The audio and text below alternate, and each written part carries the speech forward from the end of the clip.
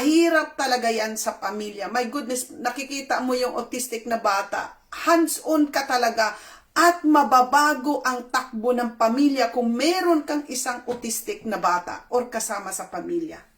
Mababago ang buhay ninyo. Salamat brought to you by yung gumagawa din ng mga mutga natin. Okay? So,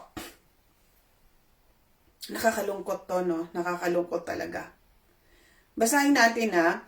A study from Brown University School of Public Health reveals that private equity firms have acquired over 500 autism therapy centers in the US in the past decade. Most acquisition occurred between, ang pinakamarami na lumobo between 2018 and 2022. Itong bracket na ito, anong nangyari sa 2020, 21, 22? Sige nga, doon ang pinakamataas na spike itong year. Bakit kaya? Kasi itong 3 year na kasama sa bracket na ito up to 2022, may Monique Landi. Nag-umpisang magturukan December of 2020. December 14, hindi ko makakalimutan yan, dito sa UK, ng Vitsin. So, December 2020, 21, 22, doon nag-spike ang pag-acquire nila ng autism center. Kasi doon na nag-spike na marami nang nagka-autism. Okay? Dahil yan dito, ayan ang record. Meron po tayong ayon sa Brown University. Pag-aaral po ito, ha? Hindi po ito gawa-gawa. Now, hindi pa sila magkasya. Dahil sa sobrang dami, tingnan nyo.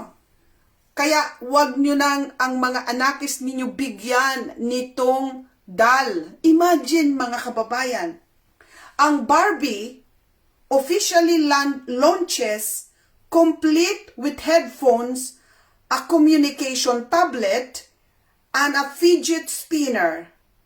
She also avoid eye contact and feature flexible joint for steaming. Ano ang kakaiba dito sa Barbie doll? Autistic. Mga Digimon talaga to, hindi ako makapaniwala. Kasi binibrainwash na yung mga anakis, kasi sino ba ang bibili ng Barbie doll? Di ba yung mga bata? Talagang grabe, kasi kung hindi talaga magiging intelligent ang mga nanay talaga, mga anakis ninyo, mag-isip nga kayo, ano sa palagay ninyo? Bakit nag-create sila ng version ng Barbie doll na autistic? Bakit? Kasi binibrainwash na sila na okay, it's okay. Para hindi tayo maiskandalo na it's okay na maging autistic. You just play with it, autistic na doll. Do you think it's normal? Na-outrage talaga ako. Nasabi ko, my God. So, ang sinasabi niyan, para hindi tayo magalit, hindi tayo mawindang, na maging normal na lang na yung mga pamilya magkaroon ng autistic na bata. And that's why, ginagawa nila na i-brainwash na sa araw-araw na paglalaro ng bata ninyo, meron ng doll na autistic. Ayan, no? I'm not kidding. Ayan. May headphone. May nakalagay pa talaga, may computer para yung mga autistic na mga takba. Lagyan mo na lang ng computer, maghapon naglalaro. At naka-headphone para yung bata, grabe talagang messaging, ano? Ilagay mo na lang yan, autistic mo dyan, lagyan mo na lang ng headphone, feed them with, my dear Lord, nakakalungkot talaga ang mundo. And this is real, ha? This is real. This is real. I'm not exaggerating.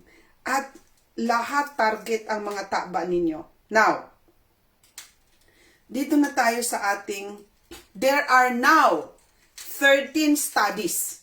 13.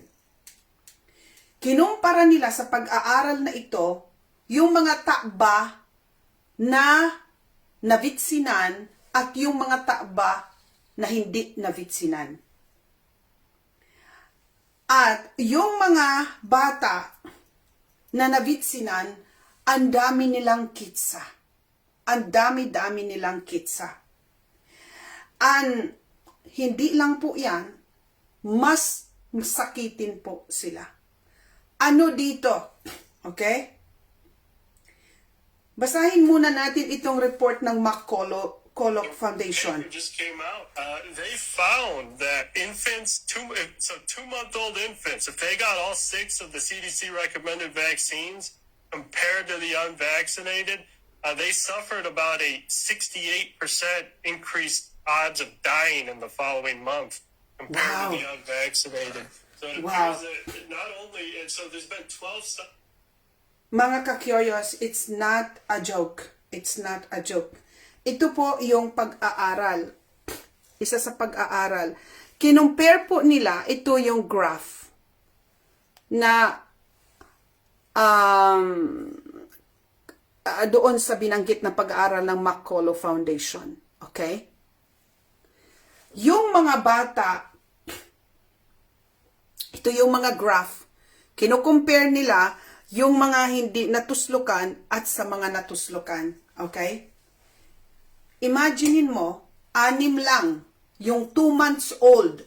Kasi sa Amerika, 2 months pa lang, may recommended na vaccine. Okay?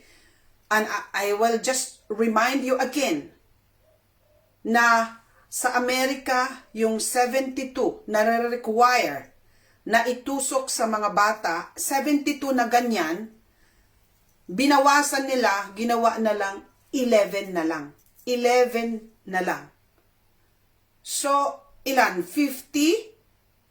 51 ang inalis. No, 61. 61 ang inalis, mga kababayan, natuslok. Mag-isip muna kayo, 61 ang inalis na hindi na ipinapatuslok sa mga bata. Dahil ganun kagrabe yun na nakakagawa, nagwaga-waga ng maraming kitsa at marami na po ang naganyan. Okay? Now,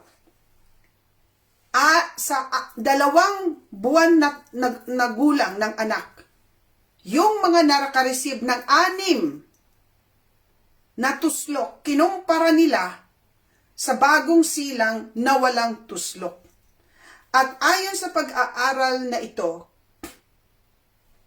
68% yung batang nakareceive ng 6 na ganyan, 68% siyang chance na magurgor kumpara doon sa bata na walang ganyan.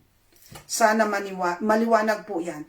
At hindi lang po yan, mga kababayan, na malaki ang chance, more than 50%, kasi 68 nga malapit 70%, na mas